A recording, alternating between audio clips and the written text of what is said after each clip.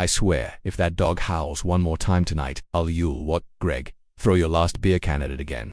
Greg's hand froze midair. The can hissed open anyway. He didn't answer Ellie. He just stared out the window, at the tree line. It was barely past 7, but the forest behind their trailer was already thick with shadows. The dog's howl came again, long, hollow, and cracked in the middle like something inside its chest had torn loose. That it had been 3 nights in a row. Same time, same place, same dog. Except no one owned a dog like that. Not around here. Not in this forgotten pocket of Buckthorn County where the last vet had left 5 years ago and most folks kept chickens, not pets. Ellie clicked off the lamp and pulled her cardigan tight, but her voice was steady. Something's wrong out there. You know it. Greg didn't reply. He rubbed his face, took a swig and reached for his flashlight. If it's rabid, we shoot it. Ellie's jaw clenched, but she followed him outside barefoot, the cold porch wood biting her skin. Behind them, their daughter Nola peeked through the screen door. The silence of a child too used to tension. The flashlight beam quivered in Greg's hand as they stepped into the woods. The dog wasn't howling anymore, but it didn't matter. It was waiting. They heard it before they saw it. Low breathing, measured steps just ahead in the undergrowth. When the beam finally caught it, Ellie gasped. The animal looked nothing like the neighbor's lab they'd once mistaken it for. It was taller, thinner, ribs ghosting through its fur, one leg trembling slightly as if it had walked too far for too long. But its eyes, they were bright with purpose, not wild, not lost. It turned and walked into the dark. Greg hesitated. I'm not following a damn stray through those woods. Ellie didn't wait. She moved past him, muttering, then stay behind and rot with the rest of them. The dog didn't look back, and neither did she. Branches clawed at her sleeves, roots caught her toes, but something in the dog's gait, not frantic, not afraid, pulled her forward. Behind her, she heard Greg curse once, then follow. They walked until the trees began to thin, and then they saw it, a clearing, small, sunken, silent, and in the center something, half-buried, something wrapped in cloth and time. Greg stopped breathing. Ellie fell to her knees. The dog sat beside the shape and waited, head bowed like it had been carrying the weight of memory for years. And just like that, the wind changed. The forest felt different, as if the truth beneath the soil had started to breathe again, and the town, though they didn't know it yet, would never sleep the same way again. Greg stood at the edge of the clearing, his flashlight still catching flecks of dust in the air, though he wasn't shining it on anything in particular. He was just holding it now, like a man gripping the last bit of sense left in him. Ellie crouched by the wrapped figure in the center, her hands hovering just inches above the worn cloth, too afraid to touch it but too shaken to pull away. The dog hadn't moved. It sat in the grass, panting softly, eyes on her, like it was waiting for her to do something it no longer had the strength to do itself. It's a child, Ellie whispered, her voice cracked and breathless. Greg, it's a child. Greg finally took a step forward. He didn't want to. Everything inside him screamed to turn around, to grab Ellie and march back to the trailer and forget this clearing existed. But some small, painful part of him, maybe the part that hadn't yet rusted through from years of loss, made him look. The cloth was tattered, yes, but unmistakably a quilt, old, hand-stitched. Someone had cared once. Someone had wrapped the body gently, carefully, not dumped, not discarded. He lowered the flashlight, and the beam caught something metallic poking from beneath the corner of the quilt, a rusted charm bracelet still fastened to a tiny wrist. Ellie sat back hard. This can't be real. The dog rose slowly and patted over. Its nose brushed the child's blanket. Then it turned its eyes to Ellie again, not pleading, but guiding, as if to say, there's more. Greg's voice was hoarse. We need to call someone who's Sheriff Briggs. He'll bulldoze this place and write it off as a vagrant overdose before he lets it make the paper. She was right. Everyone knew what happened to inconvenient things in Buckthorn County. Then we do it right, Ellie said, rising slowly. We don't stop here. They followed the dog deeper. The woods thickened again, curling inward like a clenched fist, branches knitted, so tight the moon could barely break through. Still, the dog moved with ease, weaving between roots and brambles like it had walked this trail 1,000 times before. Every now and then, it paused, sniffed, waited, and then it would keep moving, never once glancing back to check if they were still there. Greg fell once, scraped his knee, but didn't complain. Ellie caught her sweater on a thorn and let it tear. Neither of them spoke. It was as if words had become too clumsy for what was unfolding. Whatever this was, then they came to the creek. It was barely a trickle now, just enough to glisten under the pale light. On the far side, something unnatural glinted in the mud. Ellie crossed first, stepping carefully on the flat stones. When she reached the other side, she froze a box wooden child, dash-sized dot inside. Matted cloth, cracked dolls, a shoe and bones, not fresh, weathered, old, but unmistakably human. Greg stood beside her, his breathing shallow. How many? Ellie didn't answer. She couldn't. Her hands hovered over the items, trembling. She looked at the dog. Why? The dog turned and walked a few paces back toward the trees. Then it barked. Once. Ellie followed Greg behind, dazed now. And then they saw it. an old well boarded, roped, almost hidden beneath a tangle of vines and wild thistle. Carved into the wood above it, almost invisible in the dark, were letters, carved by hand.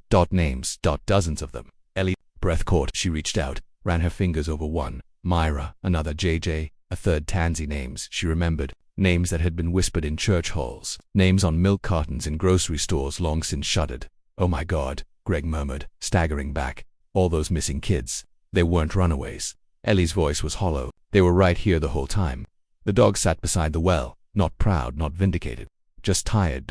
And then Ellie remembered something, a story from years ago, something she had tried to forget. A man with bad teeth and worse eyes, who used to run the lumber mill before it shut down. He lived just past the ridge, alone, and disappeared one winter without a word. Folks said he skipped town. Some said he died in his sleep. But Ellie remembered his backyard, remembered that her cousin had dared her once to peek through the slats of his shed. She hadn't seen much, just a pile of cloth and a lantern, and something that looked like a child's bicycle, and now she wondered how many others had seen and walked away. Greg sat down, suddenly old. He took off his cap and rubbed his face with shaking hands. What are we supposed to do with this? We tell, Ellie said quietly. We dig, we document, we shine a light so bright they can't ignore it. And if they try, then we howl, she said, turning to the dog. Like you did. The dog wagged its tail once, a tired, brittle arc, and lay down beside the well that night. The wind moved through Buckthorn County like a whisper finally given voice. And in homes across the town, people stirred without knowing why. In dreams. Some heard barking. In dreams. Some heard names.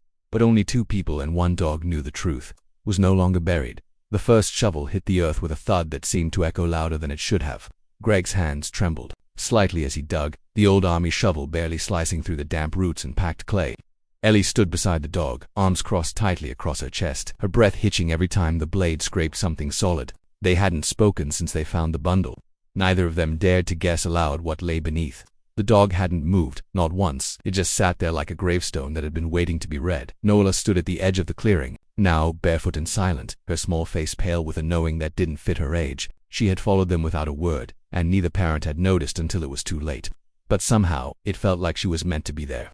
Like the dog had known she would come. Then the sound changed. The next shovelful lifted something, lighter than earth, frayed cloth, stained by time and soil. Greg's breath caught in his throat as the fabric peeled back and something glinted softly beneath it. A locket. Still closed. Still gold. Still resting against what was unmistakably a child's sleeve. A faded yellow sleeve with hand-stitched daisies along the cuff. Ellie's knees buckled. "Oh God," she whispered. "Is that?" Her voice failed her. Greg knelt beside the hole, touching the edge of the fabric with a gentleness Ellie hadn't seen in years. "I don't know," he murmured. "But we need to call the sheriff." But the dog moved first. It stood up slowly, walked to the shallow grave, and lay down beside it, not in grief, but as if keeping watch, as if returning to where it belonged. That's when Ellie noticed the old leather collar under its matted fur. The nameplate was rusted, but a few letters remained. "F.I.G. Fig," she whispered. Her voice broke on the word. That's not possible. Fig went missing when we were kids. That was Grace's dog." She turned to Greg, eyes wide, stunned. "Don't you remember? When her sister disappeared, and they never found." Greg's face had gone pale. "Ellie, are you saying that?" She nodded slowly, her breath catching. This is her. This is Clara." The memory hit like a wave. Clara Rhodes, the sweet, quiet girl who lived on Millstone Road, went missing. The summer of '97. One day she was picking wildflowers with her sister. The next she was gone. The whole town searched for weeks. They dragged the pond, searched barns, prayed. And Fig, her dog, had vanished the same night. Everyone assumed it had run off, scared, or worse. But now Fig had brought them back. Greg sat down hard beside the hole, his hands covering his face. "Why here? Why now?" Ellie stared at the dog, tears running silently down her cheeks, because she was never found. Because no one listened. Because someone buried her and hoped she'd disappear. They sat in silence as the sun began to rise over the clearing, and the frost on the grass melted into soft dew. For the first time, the woods didn't feel like just trees and dirt. They felt alive, heavy, watching. Then came the voice. "Is that your daughter?" Greg and Ellie turned sharply. A man stood at the edge of the trees, lean, tall, and in his 70s, with a face carved by weather and guilt. They didn't recognize him at first, but when he stepped forward, Greg's jaw clenched. "Walter Delaney," Greg muttered. "I thought you were long gone." Walter nodded slowly, eyes fixed on the grave. "I was moved out the year after it happened." His voice was hoarse, like it hadn't been used in a long while. "But I came back when I heard about the dog." Ellie stood slowly, her posture rigid. "What?" Walter's eyes glistened, and for a moment the man seemed to shrink. "Because I knew what I'd done, and I thought maybe Fig would come for me, too." Greg rose, fists clenched, but Ellie put a hand on his arm. What do you mean what you've done? Her voice was barely above a whisper. Walter looked down, ashamed. I was the groundskeeper at the old millback. Then, Clara used to wander that way, picking flowers. I caught her once. I told her to leave. Next time she snuck inside. I didn't mean to. It wasn't supposed to happen like that. His voice broke. I panicked. She hit her head. I buried her here. Fig tried to stop me. Wouldn't leave her side. I couldn't bring myself to shoot him. Greg lunged, but Ellie held him back. Walter just stood there accepting whatever would come next, and yet the dog didn't growl, didn't move. He only looked at the man with tired eyes, then turned back toward the grave and rested his chin beside the yellow sleeve. The wind picked up soft, stirring leaves but not scattering them, like breath held for too long. Ellie stepped forward. You're turning yourself in. Walter nodded. I will. I just wanted to see her one last time. No one spoke again, but the silence wasn't empty. It was full of something old and unfinished grief, maybe, or peace, or both. As the sun reached the edge of the clearing, the dog stood up, gave one final look at the three of them, and without sound or hesitation walked back into the trees. And this time no one followed. The first shovel hit a root. Not a sound from the dog. Not a word between Greg and Ellie. Only the soft thud of earth being lifted, shaken loose, and piled beside the shallow pit. The smell of old bark and damp moss clung to the air like something ancient had been holding its breath beneath these trees. And now it was exhaling. By the third dig, the cloth was clearer, grayed with age, torn in places. Something about the stitching felt deliberate. Greg paused. Ellie crouched closer, brushing away dirt with her bare hands. Slower now, gentler, like she was uncovering more than just fabric. It was a quilt, a child's quilt. Faded flowers on one side, the edge embroidered with the name Mirren. The moment her fingers touched the letters, the dog whimpered, not loud, but enough. Ellie looked up sharply. She's not from now, Ellie whispered, voice hollow. This cloth, it's decades old. Greg ran a hand through his thinning hair. You're telling me this dog dragged us through a forest to find a blanket from 50 years ago?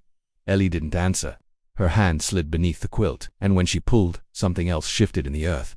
Wood rotten but shaped. Cornice. Greg knelt beside her, heart pounding louder than the wind. It was a box, no, a coffin, but small. Inside, wrapped in layers of cloth and shadow, was a bundle no bigger than a toddler. Bones, tiny bones tucked like a sleeping child, one brittle hand clutching a stuffed rabbit worn down to threads. Greg stood up, staggered back, eyes wide with something too old for fear. The dog stayed seated, still, as if it had done this before. It was Ellie who saw the second object, just beside the bones, sealed in a rusted tin. She pried it open with the edge of a rock. Inside, a photograph, black and white. A young woman in a nurse's uniform holding the same rabbit. Behind her, a wooden sign, Buckthorn Children's Asylum -1954. Beneath the photo, in the faintest ink, one sentence. She cried for 3 nights. No one came. Ellie turned cold. I've heard of that place, Greg murmured. They shut it down. Abuse allegations. Children vanished. Whole thing buried literally. Apparently, Ellie didn't move. Her eyes stayed fixed on the bones. They never found the bodies, she said. Just locked the gates and let the forest eat it.